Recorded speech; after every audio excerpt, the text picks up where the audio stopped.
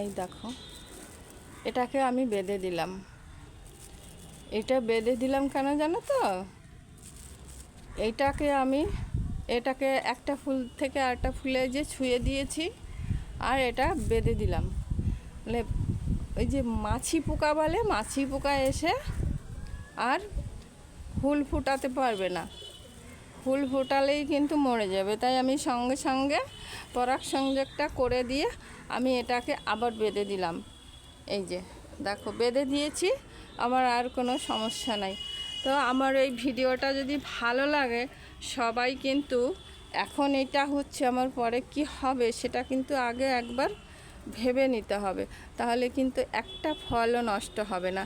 তো সবাই এরকম দেখবে, পাঁচমিশালি বাগান দেখবে। আমি নিত্য নতুন, আমার যেহেতু পাঁচমিশালি বাগান, আমার ভিডিওটা দেখলে তোমরা সবাই বুঝতে পারবে কোন গাছের কিভাবে পরাগ সংযোগ করতে হয়, কোন গাছে কি খাবার দিতে হয়, এগুলো কিন্তু তোমরা সবাই পাবে।